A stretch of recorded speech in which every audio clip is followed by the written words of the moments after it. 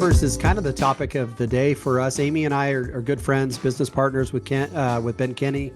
My team is a place partner. We started that a little over a year ago. As we got a commitment from Ben to hop on with us today, it was kind of like, well, what do we want to talk about? And one of the things I've been really passionate about that took me a while to figure out in real estate was how do we get out of the process of bragging about what's the right word? Fictitious numbers. Like if you watch Real Trends or any of these like shout outs to these mega teams and producers, it's funny because you watch them get credit for GCI and there is no accountability on the back end for what the gross commission income actually turns into for that individual. Amy and I have had conversations with people before that run mega teams, and then the team leader will barely clear six figures in income on these mega hundreds of units producers, because all that really matters in the long run is net commission. So Amy, why don't you introduce Ben for anyone? I'm sure everyone knows who he is, but why don't you give everybody kind of an intro to who Ben is and why we felt like he would be the right person for this. I feel like he doesn't need an introduction, but there is no greater leader in our industry to address this topic. I mean, Ben, as the co-founder of Place and probably top 3 at all times in Keller Williams, your organization, I would think, for Ben, consistently worldwide. He knows what it means to run profitable real estate businesses, starting from when he was an individual agent right up to now running multiple teams of his own, as well as having over 400 partners at Place, which are all profitable real estate teams. So I can't think of literally a better leader or a better person to be having this conversation with than Ben Kinney himself. Ben, give us something people don't know about you. What's if you were on a dating show and everybody's like, "Hey Ben, tell us something nobody knows." Like, what's a Ben Kinney secret that people may not be aware of? Oh my gosh. I feel like you have a tendency to drop your secrets for like shock value, like hunting secrets and yeah, he's an avid hunter. You built a place next to Zuckerberg on Hawaii, your doomsday like resort. I hate this question. Number one, I hate talking about myself. Okay. Yeah, I don't even know what to say to that. I feel like I'm pretty transparent about a lot of things in my life, and I would rather talk about to help everybody on the call. I'll tell you something about Ben. All right, let's hear it, Amy. Well, it's just gonna be, Ben has never missed my birthday, ever. I get flowers on my birthday from Ben Kinney every year, since we've become friends. That is true. Even when you're not home, I make sure that they are delivered. Somehow, some way, it doesn't matter. Whoever sends them for Ben finds wherever I am. Yeah. He's the most thoughtful, generous person to people that are in his life and people that he's just the most thoughtful, generous person. I've had some success in real estate. I've won some awards. I've made a lot of money. I've bought a lot of real estate. I've had a lot of failures, but if I could measure success in my life, it would be the number of amazing relationships that I have with people and how I can keep them going for such long periods of time. And Amy, you're definitely at the top of that list of, one of my earliest friends in this industry. So I think if we all invest in anything, it should be that. Yeah. Funny enough, I have this, can I share an analogy that I'm using right now? It might be entirely off topic of what everybody wants to talk about. 100%. But before I do that, I would say it would mean a lot to me if you're on this call and you're not on camera to come on camera so I can see who I'm looking at. I never show up to my meetings with a sack over my head, and it would mean a lot to me if you're on this call and you're not naked to come on camera and do that for me. I got a good 10 or 15 I pressured into it. There's still some holdouts. They're probably going potty. They're the naked ones, yeah. The naked ones. Here's this new analogy, and it works with recruiting, and it works with real estate sales, and it works with building a business, but I've been calling it the four fields.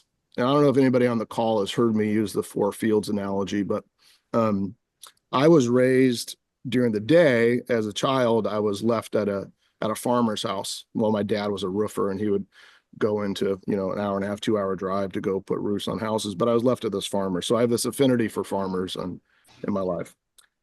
Most of us that grew up in that area, our first couple of jobs were on farms, picking berries or bucking hay or doing all that kind of stuff might be. But anyway, so we're going to talk about farming. And the farming I'm going to talk about is the four fields. If you go back in history to like the Dust Bowl era of the United States, what caused the Dust Bowl, where nothing became able to be farmed, was people over-farmed the fields, and they weren't doing the proper kind of field management. And what we learned during that time is that an amazing farmer needs to have four fields. So do me a favor, if you just had a piece of paper, you could take a piece of paper and you could just draw like just equally divided into four pieces for me. And the top left is going to be our first field. The first field that we all need to have is the field that was just plowed. This field is wide open for opportunity. In real estate, these are the people we haven't met, the people that we want to market to, the people that we want to cold call, the doors that we want to knock, the people, the agents in our community that we don't have a relationship with. This is just a plowed open field. That's step one. The second field, if you go to the right a little bit, field number 2, these are the field that you just planted. The seeds are in the ground. And in real estate and sales or in recruiting, these are the people that you've had conversations with. These are the people that have attended one thing in your life, a Zoom or a recruiting appointment, or people that walked into an open house. Let's go down to the lower field on the left. That would be the third field. These are the fields that you're currently nurturing. You're watering, you're weeding, right? You're tending to it. And then the fourth field is the fields that you get to harvest today. We all want to live our life in the fourth field. And there's times in our career when we get to spend a lot of time in harvesting, and we start, really thinking that we're geniuses, and that, but that could just be the market. But the real bulk of success is created by living in the first three fields. Figuring out in field 1, where do you want to focus your time and energy? Where's the next opportunity? Where are you going to put your attention? Field number 2, who are you going to be planting these seeds with? Who can you start to reach out to and create contact? And then field 3, that's where the relationships and the long-term trust and the building over time happens. And then if you're lucky, if you invest enough into the relationship or into a trust or into the rapport of the people that are in the second and third field, then you get the benefit of harvesting it. And if you were to look into my organization, I have 1,100 W-2 employees in my companies and 3,000 to 5,000 1099 contractors at any given time. And we did just about $500 million in revenue last year. When you look at the people that are in my world, you'll see people that started working with me 19 years ago, and 18 and 17 and 16 and 15 and 14 and 13 and 10 and 5 and 2, 3 and 2 and 1.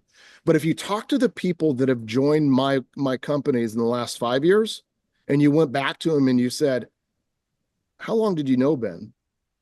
They will say, I knew Ben for 1 year, 3 years, 5 years, 10 years, 15 years, 20 years. I knew Ben in a previous career, because we spent so much time building those relationships and building that trust and building rapport, right? And having people know that you don't just go to them. Like, you ever have somebody show up to your potluck with just a knife and a fork? They come to the front door and they have a knife and the fork. They don't have that cool little pot of the Hawaiian meatballs. Everybody should be bringing the meatballs to the party, but they know when I show up with meatballs and a cheese plate and probably lots of dessert. But when you do that for long periods of time, people start raising their hand and they say, hey, I want to be in business with you, or I want to partner with you, or I want to buy your product or your service, or I want to participate in whatever good you're giving.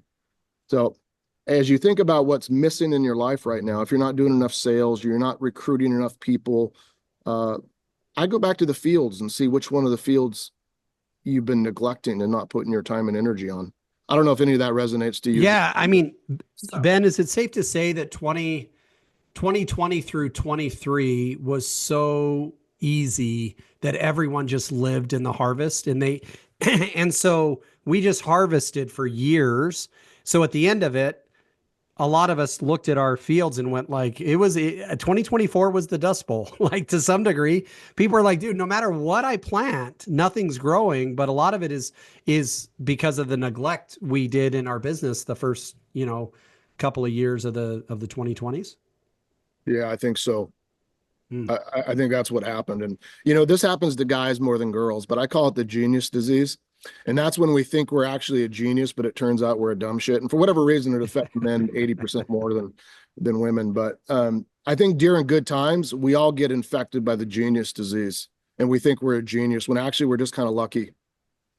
Well, the number of clients I met stretching at a CrossFit gym that were like, dude, I think I need to sell my house.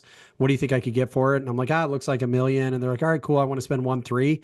And then you'd walk away and you think I'm Ogmandino, like I'm the greatest salesman in the world. And it's like, dude, it's just hard because when it's harvest time and it's like, no matter what I put in the ground, like, I guess to stay in this analogy, Ben, how do we protect against it? When times get good and like no matter what seed we plant, it sprouts. How do you advise people keep their eyes on their other fields? Yeah, I got two comments. One, if you look at the United States for the last 2 years, 2021 and 22 were good. 23 was shit. And it maybe started off good, but it went to shit quick. And 24 was shit.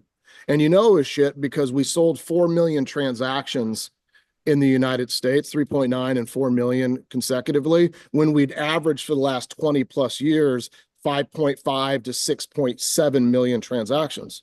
When you look at that, since there's two sides to every transaction, that means that we have a lack of about 6 to 7 million families not doing a transaction in the United States. And I'm sure in the 51st state, Canada, they had a similar experience up there in a reduction in transactions.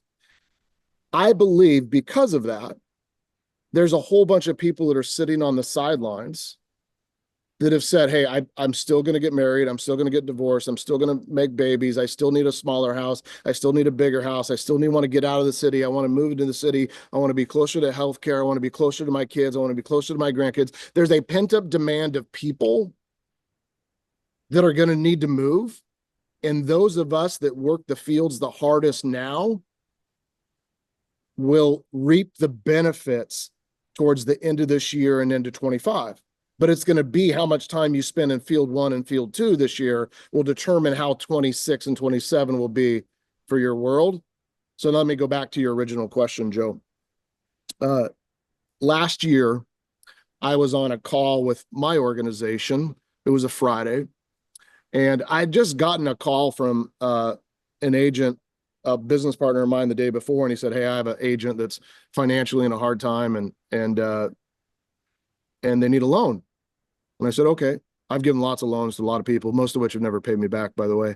I asked a couple of questions, and here's what I learned. This little bastard gets to the office after me every day, and this little bastard leads the office before me every single day. And yet he wants a loan from me. That's what you see in the world right now is people that work less than you and give less effort and invest less than themselves, and they want more and more in return from other people in the form of charity. Well, this is a time when leaders put on their work boots and they say, hey, follow me, everybody, we got this. And we expect everybody else to put on their work boots. So back to my call. One of the agents on the call was in chat and he was saying, hey, I'm struggling. I'm having a hard time.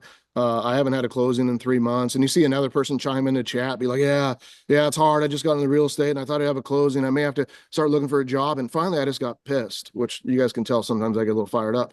And I'm like, everybody, success is possible right now. It's entirely within your reach, but you got to do something about it. And somebody in chat chimes in, well, what would you do, Ben? And I said, I would take massive action. And they said, well, I don't even know what that means, Ben. What would you do? I said, I would do something so extreme that you'd have to be a complete idiot not to be successful. And they kept pushing me and they kept pushing me. And I said, all right, Here's what I do. I do 30 open houses in 30 days. I do 30 open houses in 30 days. Tell you what, anybody on this call, there was a lot of people on that call. Anybody on this call that does 30 open houses in 30 days, you come spend the day with me. I'll even pay for your hotel. I'll feed you well. We'll have an amazing day. I was thinking I'd have 6 or 7 people that stepped up. I didn't have 6 or 7 people step up on that call. I had 144 people do 30 open houses in 30 days. I flew them out to Scottsdale and we spent time together. And this guy walked up and said, man, I've been in real estate a long time and I got into a funk in 23 and I hadn't had a closing in 4 or 5 months. And I did the contest and I said, well, what's going on now in your life? He says, I have 8 pending. Another person walked up and said, I was new in real estate. I was struggling. I did the contest and now I have 2 listings and 2 pendings. And it was story after story of success. Well, I got so jacked up on that call. I went back to everybody and I said, I'm going to do another contest. Well, the second contest, I said for the month of, I think it was July and August, if you do 50 open houses in 2 months, or you do 5,000 dials, you can come spend a day with me. By the way, if you do both, you can come have dinner at my house. Because who's going to do 50 open houses and 5,000 dials? Well, 479 people did one of the two, and 130 ended up by having to host at my house, which, by the way, was a dumpster fire in itself. But I literally changed the culture and productivity in my organization, not by buying a bunch of shitty internet leads or giving out 40% referrals on every closing, not by putting billboards up or putting myself in TV all photoshopped. All I did was go back to how each one of you got your first 10 deals. Go into chat real quick for me. Type in there where you got the majority of your business, your first year in real estate. Just go into chat real quick. Just do it, please. If you're awake and on. So Ben, well, as people are popping this in here, the thought that I had was the challenge with what you're talking about, the challenge with keeping your eyes on your field is not that it's complicated, it's that it's simple. That's right. That's the challenge. Is it's like, oh yeah, go work. It's like, well, no. Tell me the secret. Yeah, go work. Well, no, I mean, what's the tactic? Go freaking work. And that's the challenge, is everybody wants it to be more complicated than that. Amy, were you going to say something? I was just gonna, even less about complicated, and they just want it to be sexier. They want it to feel better than it does to actually just grind. That's the bottom line. You're all building your real estate businesses different than how you built your own real estate business. Because everybody in chat said open houses, SOI, door knocking, or they called people. It's where 80% of all transactions have always come from, yet we invest 90% of our time, energy, and money into the 10%. That makes 0 sense. One of my favorite sayings, I'm pretty sure I stole it, was we tend to complicate things to justify our inaction. Write that down. We tend to complicate things to justify our inaction. Why are you not taking action? Well, because I got to get this done first. And if I had this, then I would start. And if I only knew this, then I would need this. And I need to talk to this person. And we're all going to start our diet tomorrow. I've been going to start my diet for a long time tomorrow. But at some point, you got to simplify it so you can just get started. That's the success. That just the secret to success. Just start planting seeds today. And the way you do that is you get real simple, real quick. Sorry. No, I love it. So on the same topic and transitioning into like team leadership, and this is just a straight up question, probably convicting myself, but I think as a team leader, the temptation is to provide easy opportunities for people to justify the relationship. And one of the processes I've been going through, and you know this, Taylor and I on our team, is it's not about the next internet lead. It's not about making their life easy. True leadership is getting people to do the things that we know is going to help them be successful, even if doing it is hard. And it's, I mean, maybe you could talk a little bit about what you've seen with team leadership, because I know for me, I've been running real estate teams. This is our 20th year. We've had success. Success has come much easier in the 2021s of the world than it did in the 2024s of the world. But what is it in the heart or mind of a team leader that, to your point, we construct our teams based on things that are different than what brought us success in the first place. Like my success did not come from online lead generation as an independent agent. It was all relationships. I knocked doors for 2 years. So when I got my real estate license, it was natural for me to just go knock doors. And that's how I got my first transactions. And then I held some open houses and then, you know what I mean? Like, but then I start my team and I'm like, I don't want my people to have to do the things that I had to do to get my success, yet I expect them to be successful, not doing the things I did that made me successful. What is that? Where does that come from? Mm.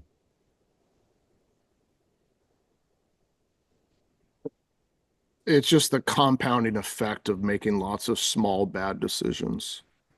You don't wake up one day 100 pounds overweight. You ease your way into it by very small bad health decisions. And by the way, I'm down 60 pounds from my point. So I've been up and down, and I'll be back up 60 pounds. Just statistically speaking, that's just the way my life works. But so I just want to say that our life is a bunch of small bad decisions, and we get further and further and further from the reality, and we forget. We just forget. And we start bringing a lot of people into our world, and they become very entitled, and they don't want to work anymore. They just want everything easy. And that's a hard organization to be around. You get exhausted and you no longer want to be around them, and they suck all the energy away from you. And you wake up and you say, maybe I should just go sell real estate on my own. I'd make more money. And the reality is, most of you actually would make more money not having a team. But that's a short-term answer, because that answer says you're going to have to sell real estate for the rest of your life and not actually own a business. So you have three choices: continue doing what you're doing and being unhappy, go back and be a solo agent and just make a bunch of money, or three, build it the right way. If you build it the right way, you won't feel exhausted, you'll feel excited, and you'll have a business worth owning. It'll require us to make hard decisions and make our people actually work and follow some models and systems. John Maxwell says systems make the ordinary extraordinary. Unless you're a savant or a genius or famous, like, we'll have to rely on systems for our success. We can't just rely on luck and talent. Love it. Talk a little bit, Ben, about profitability, because you and I have been going through that exercise with our team now for a year and a half, and it's really helped us to make some tough decisions that we had been delaying for a really long time. We, like every other team in the industry, loves to talk about units closed and gross commission earned. The back end economics of team management are much less sexy and attractive than that. And I would have to think that applies to solo entrepreneurs as well. People think there is such a thing as 100% commission out there. You know, like there's company after company after company that sells that myth. But even inside of a team, you know, a team like mine will do 5 million, 6 million in GCI every year. But what actually the economics of actually the net commission to us and our agents, you know, is much less attractive than that. So what is it in our industry that got obsessed? And I don't know when it happened, but our industry is obsessed with two things: the 100% commission myth and gross commission. And those are the two things that everybody talks about. But I've never been able to feed my family based on gross commission. I've never been able to run my team based on 100% commission principles. So what are we doing to fix that? Well, how do we can't fix the industry. So how do we fix ourselves? Can you make me a co-host real quick, or whoever's running the Yep. Zoom? You can, you are now.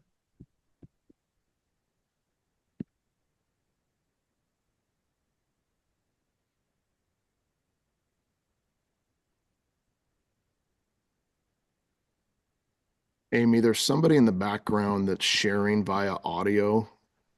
It says UNTD. Oh, Alyssa, can you stop sharing your sound?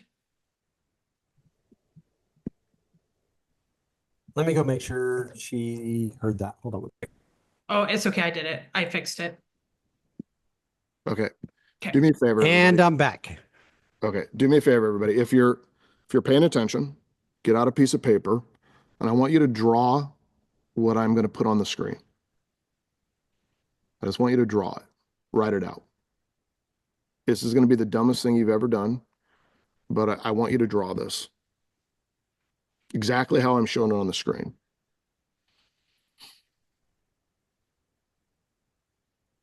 Laura Stenson, can you see my screen? It should say gross commission income up top. Okay, thank you for the thumbs up. You're awesome. Okay. Right next to the words that say gross commission income, right after income, I want you to put an equal sign, equal, and I want you to put 100 right after that.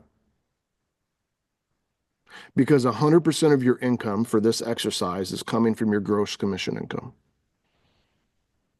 The way that you run financials as a real estate business, whether you're a solo agent or a team, we're going to walk through this in the same way. You're going to do this math. The very first thing you subtract from your GCI is your cost of goods sold. That's the COGS. That's the amount of money that you pay your agents in splits, or you pay yourself for working the transaction. So if Amy does 20 deals a year, she should pay herself like one of the agents on her team at the same team splits. Joe, if you do 100 deals a year or 10 deals a year, pay yourself just like anybody else. That's the first thing that comes out. So let's pretend, Helga, that we're running a real estate business where we pay our agents 50% of the commission. So right next to cost of goods sold, put minus 50. So if you made 100 grand in real estate and you were the only agent, you would pay yourself for doing those deals at a 50%. So now you would only have $50,000 left. And that $50,000 that was left is left to pay expenses. And after you pay expenses, if you have anything left, you would have a net income. If you run a $1 million a year real estate sales business and you pay your agents 50%, you would have $500,000 left to pay your expenses. If your expenses were 400,000, somebody follow me in chat real quick. We're going to do some chat exercises. So follow me in chat, go into chat real quick and just say, what would your profit be?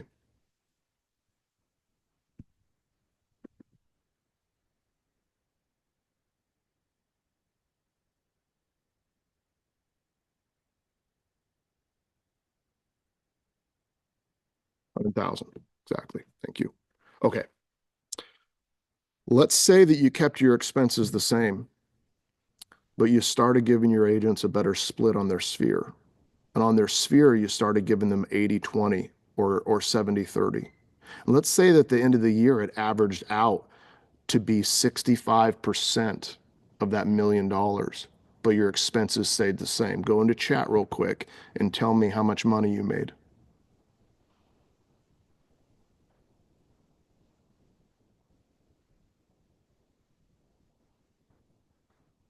Thank you for the 2 people that are participating. I'm up to 3 so far. If you don't know the answer, you can just copy everybody else's. It's $50,000. You would have lost $50,000. Okay, we're going to do some more math. Let's say that you give your agent 70% of the commission on average, and your expenses are 20%. What's your net income as a percentage? Go into chat real quick. 10%. Let's say you had a 50% cost of goods sold and you kept your expenses at 30%. What's your profit? Quickly into chat, please. 20%. Let's say that that was out of $1 million business. How much did you make? Okay. 200,000. Now go back and remember when you were selling 24 homes a year, how much did you make selling 24 homes a year as a solo agent?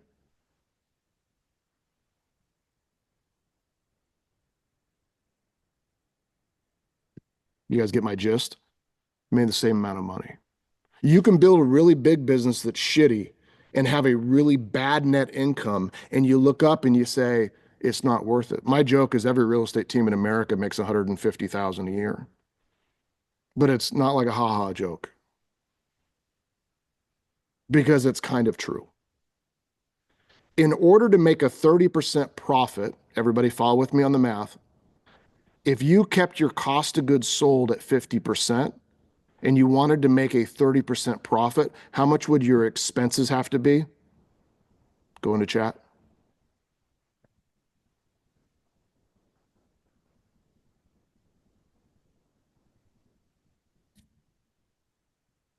These are the only variables in real estate team finances. These are the only variables. So you either control your cost of goods sold, how much you pay your agents, or you control your expenses. Now, you could justify your bad decisions by saying, I make a lot of money in revenue share, or I make a lot of money in mortgage, or I make a lot of money in title and escrow. But all that really means is you're running a nonprofit, because you can make a lot of money in both if you run it the right way. All you have to do is control your cost of goods sold. Let me give you a couple of examples if I have it up. Here's one of my agents in Boise, Idaho. Name's Barb. She runs the team called Agents with a Smile. Barb's average cost of goods sold is 48%, meaning of all the commission she pays out, and she does 3+ million a year in GCI, she paid out 48% of that to her agents on average. That probably means that she had a bunch of agents at 50-50 and some at 60-40, where the team kept 60 and she paid out 40. Otherwise, she would never get up to that 48% range. Barb was able to keep her expenses at 20%. So everybody go into chat. What's her profit?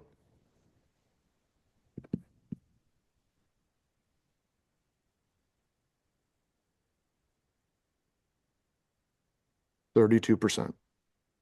32% is a good real estate business, everybody. I would expect everybody on this call following my models to have a net income of 30 to 40%. Okay, let's look at 30%. Let's look at a different team, Jacqueline Smith. Jacqueline's in Vancouver, Washington. Not the good Vancouver, Amy, the other Vancouver. She's in Vancouver, Washington. It's right across the river from Portland, Oregon. Jacqueline, unfortunately, paid out 51.5% of her commission last year to her agents. Part of this was because of referral fees, because referral fees affect your cost of goods sold. However, Jacqueline was able to keep her expenses lower. You don't look up at Jacqueline's payroll and see that Jacqueline has more positions in a Kama Sutra calendar. Jacqueline runs a really lean business. She uses virtual assistants and one in-house staff member to run a team of 20+ people. She runs a great business. So she keeps her expenses low. So what's her profit? Oh, everybody's reading my mind. You already see it. Yeah, it was on there before you even asked. Everyone was Yeah. popping 32s up there. 32.4. Let's look at my friend Jake DeRosa, very small business. He's in Folsom, California. He doesn't have a ton of agents when we did this. Jake paid out 52.6% of his GCI in cost of goods sold. By the way, part of this was to Jake because he's the primary producer. So when you think about your net income from your business, you should take how much did I pay myself for being an agent plus how much is my profit. That's the two ways that we make money in our real estate team business. Jake's expenses were 14.7%. He has no in-house W-2 employee. He uses only virtual assistants to run his business, and he spends very little on marketing. So a lot of this is signs, lockbox, flyers. 32.7%. Craig and Becca Channer, awesome real team. They're up in Alaska, frozen tundra. They sell igloos. They do showings on the back of a dog sled, and they hang out with Santa Claus. They paid out 53.9% of their GCI, but one of the big reasons is they get an enormous amount of referrals. They have so many referrals because of people moving to Alaska or moving out of Alaska. They have a lot of a referral cost. However, they kept their expenses down at 15%. I think chat's going to help me out here. Take 15 plus 53.9, subtract that from 100. You all working with me? Still awake? Bored with this exercise? Okay, 31.1.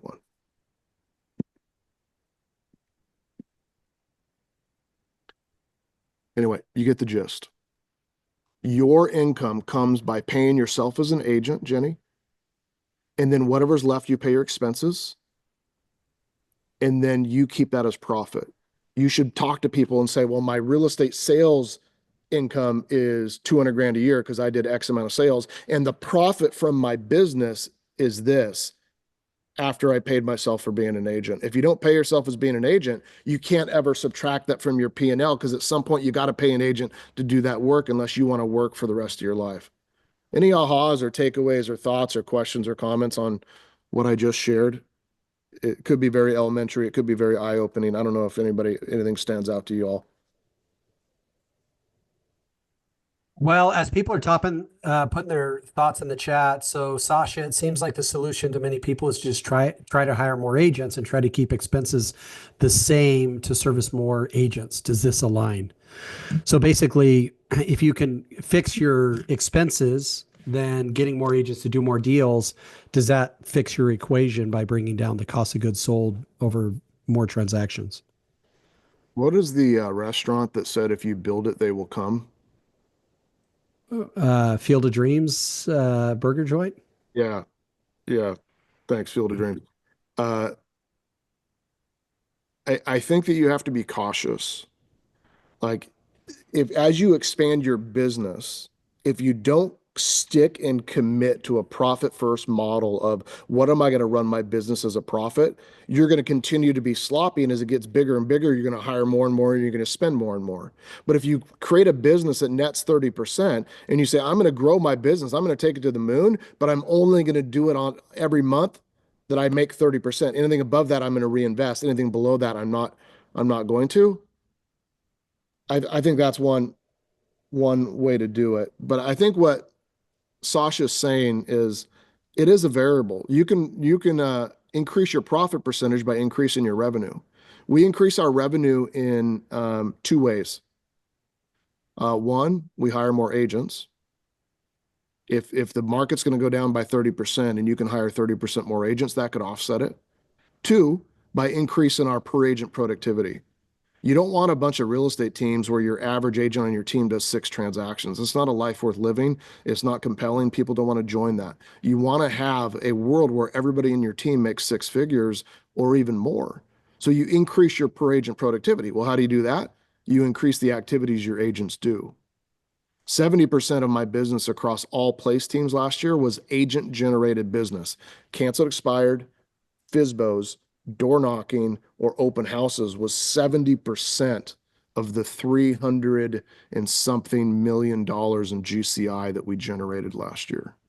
So we didn't pay for 70% of it. Only 30% was company generated business or leads. So yeah, I kind of agree, Sasha, but I want to be careful that we don't have the if we build it, they will come mentality because the market could take longer to recover and you could end up broke. Great. Ben, talk about this for a second. How do you? It's impossible for me to not speak from my own perspective, right? So our issue is how do we find agents that because as much as team leaders need to get this, agents need to get this. And there can be at times when an agent joins the team, the mentality that, well, if I'm getting 50% on a deal, then naturally Ben, my leader, is getting 50%. And there's this assumption that Ben, if it's a $10,000 commission, the agent gets 5,000, Ben gets 5,000, and with that 5,000, Ben pays to go hunting in Alaska. And it's just such a false narrative. So how do you advise team leaders on helping people understand, like, you've got to find agents who get the big picture so that they could work under the big picture? Because if we can't destroy the false narrative of, like, I've told my agents forever, I'm like, listen, when a deal closes and it's a $15,000 GCI and you get a $7,000 check, I do not get a $7,000 check. At best, I'm getting a $2,000 check, right? Because I have costs and expenses. So how do you advise people to find the right mentality of agent to join their team? I think partially, Joe, you teach this. They make assumptions because we've never taught them and shared. But if you literally say, hey, we generated $1 million last year in commission. I gave half of that back to you as agents for working with the clients. And I'm so happy that I did that. And that half that you got was 100% net income for you because you had no expenses because the team covered all the expenses. What I did is I spent 350,000 last year on expenses that to help you do business and to help the brand of the team and to help our culture and our client events and our signs and our lock boxes and our flyers and our websites and our CRMs and all of our tools. That means at the end of the day, I had $150,000 from the business left to take care of my family and buy my shoes and fund my retirement. In fact, I want to point out that often in our world, real estate agents on teams net way more money than the team owner. And that should be the case because the top salespeople should always make more than the managers. And they do it with no expense. It's an awesome opportunity. I have agents at place, on place sales teams that netted $1 million last year. Agents, not the team owner. They netted more than the team owner. It's a good opportunity, but we owe it to them to teach them and show them the economics of how things work. That's so good. All right, guys, we've got 13 minutes. Questions, comments, concerns, smart remarks. Amy, what are your thoughts? What do you say to agents who want a higher split model on personally generated business versus what the company's providing them? Like, how are you having that conversation on splits, depending on where the lead is coming from? Because that's a tough one. It's usually a little bit like this. I want to explain first how the economics of our business work, Amy, and I feel like I failed you as a leader by not sharing with you how things work currently. Also, I want you to make an enormous amount of money, and I want you to be very successful and very wealthy, but I also want you to want that for me, and I want you to want me to make a profit and me to take care of my family and me to fund my retirement. So outside of talking about your own personal splits, because what you're proposing is a win for you and a lose for me, I want to keep our relationship 50-50 where you provide this business and I cover all the expenses and overhead and staff and leadership and coaching. I do all these things when we work as a partner, as opposed to modifying the split. Could we talk about ways that the team could invest to generate you more business or to create more leverage for you so that your amount of money you make per hour goes up, your net income goes up, and the amount of business you do next year goes up? I'd be way open to that conversation. Is that something that you'd be open to and something that you think would be fair to both me and to you? And you have that heart-to-heart conversation. And I found a lot of times that's really successful. I would rather give my agents $500 on every closing that they generated from their sphere that they could invest back into generating more sphere business than I would changing their split to a 60-40 on self-generated, because that benefits everybody. That's so good. Ben, how do you advise? So I've got 2 children that are now adults, and I get reports every week on their dating activities. And my daughter will tell me about the girls my son's dating and vice versa. And so I'm in red flag mode, right? Especially with my daughter. I'm like, hey, here's some red flags we're looking for.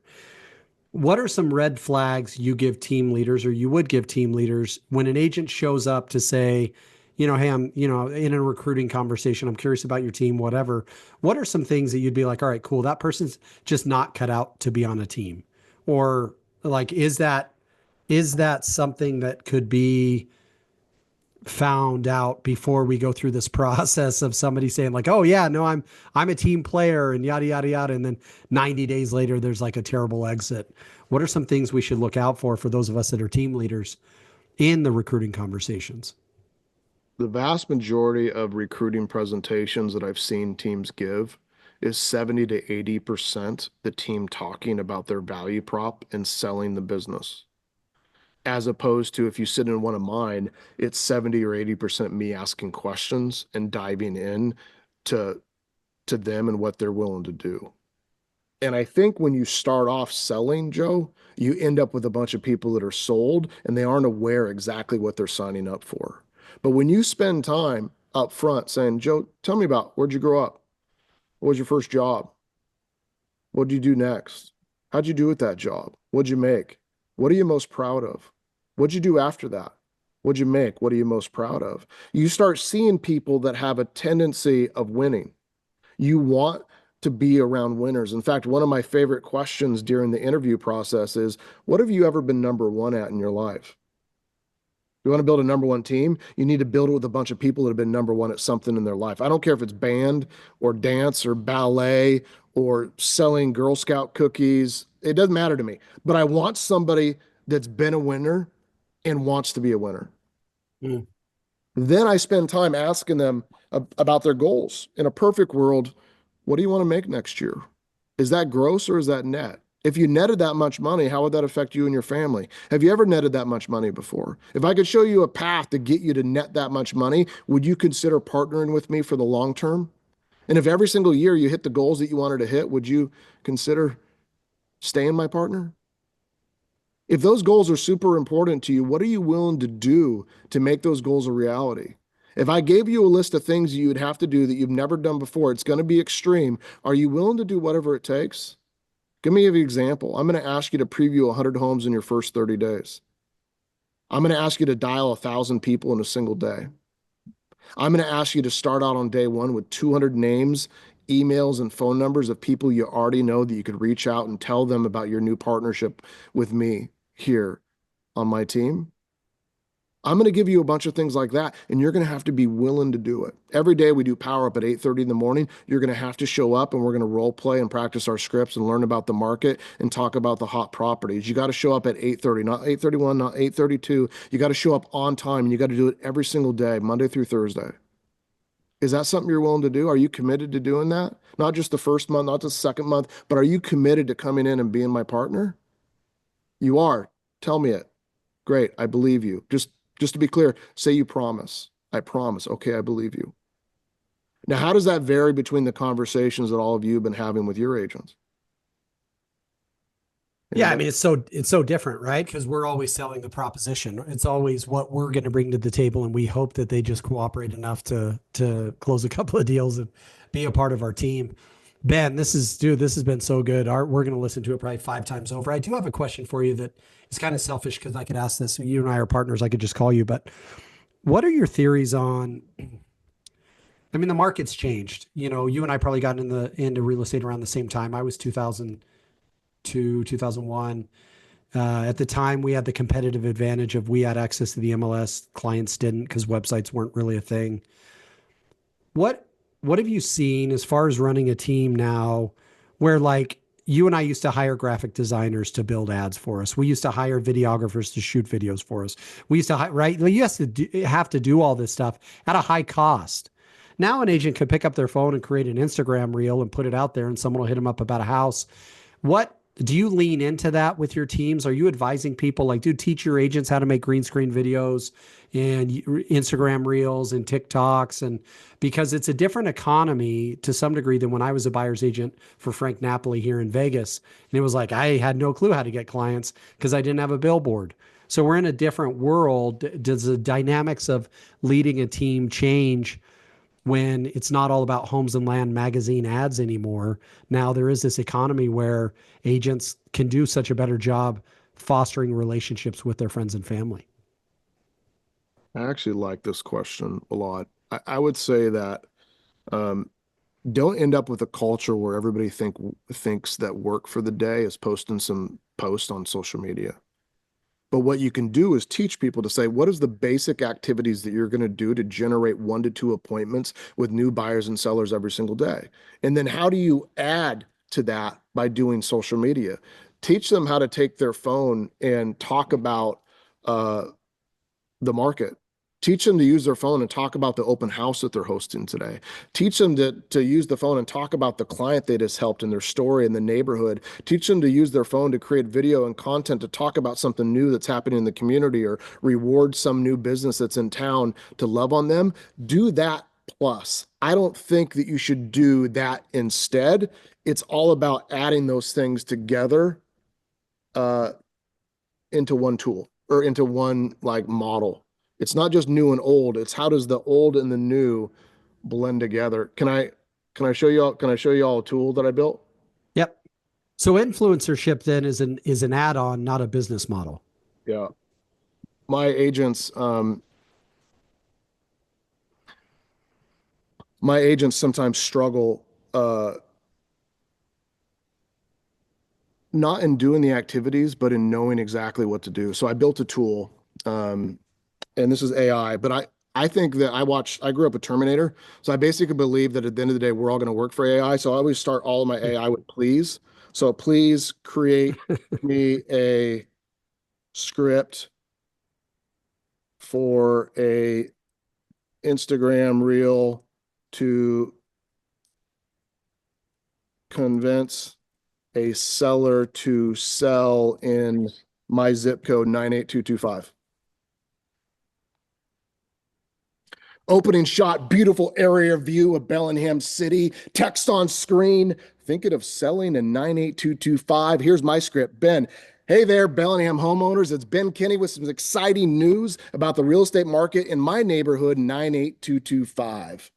Cut to graphics showing a bunch of nerdy shit. And then it goes to Ben's voiceover. The market is hot right now with an average pending ratio of 56%. Homes are selling quickly. In fact, properties in the $500,000 to $1 million range, that ratio is even higher. It's at 72%.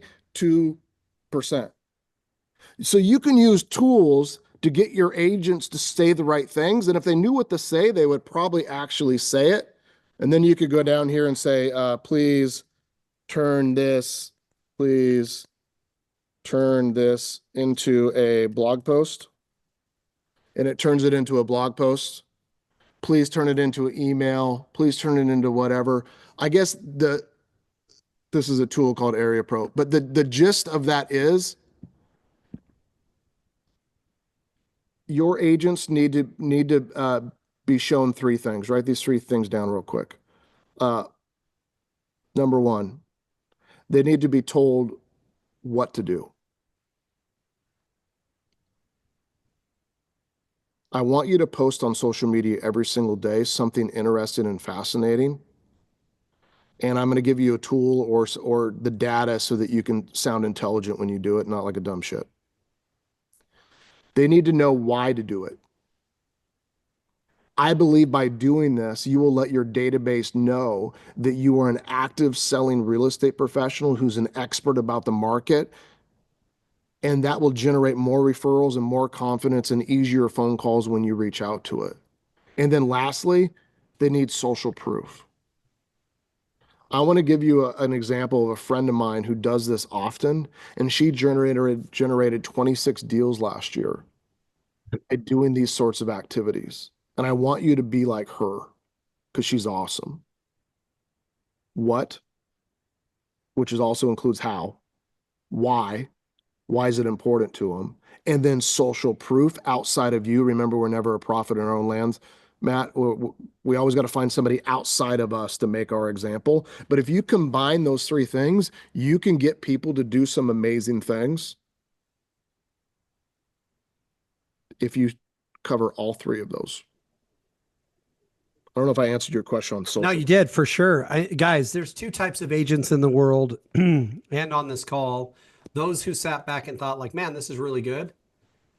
And those who are going to obsess over the things Ben taught in this call, watch and listen to this over and over again and make the actual changes in their business.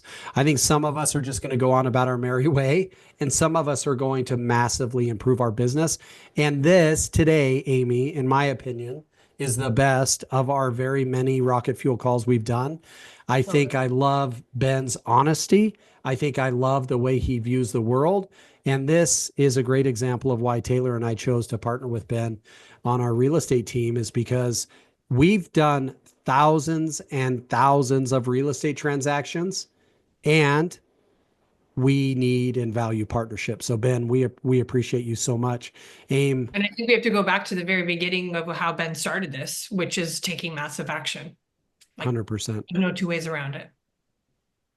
So good. This is fun. I appreciate y'all inviting me. I'd come back any Monday that you guys ever want to invite me to come in and join. It's my honor. If you need anything, reach out. If you want to learn about Place, contact Joe and he'll tell you about it. If you ever need anything, just ask. I'm here to serve. Oh, one nerdy thing. I collect cars. cards. So here's a Ricky Henderson. Ricky, yeah. I don't know if you knew this, Amy. There's a Tom Brady. There's a Patrick Mahomes rookie card. Tom Brady. Amy's a big Chiefs fan now that the Bills have been eliminated. Now that, No, Birds. now anybody, my motto is anybody but the Chiefs. Jerry Rice rookie card. Anyway, that's Another- something nobody knows about me. Actually, I don't think. There Amy, we go. You found it. Yeah, I don't think Amy even knew that, but I did not know that. I've still got my Ken Griffey Jr. rookie card, the upper deck. I remember my grandma bought it for me. It was $100 in 1989. I still have it. It's probably still worth $100, but I do. 1989 upper deck. That's a good card right there. King Griffey Jr. Legend. All right, Ben. Thank you so much. Thanks, guys. Thanks, Ben. See you guys next week, same time, 9 a.m. Pacific, 12 noon Eastern, right here, Monday, Rocket Fuel. Thanks, Ben. Cheers.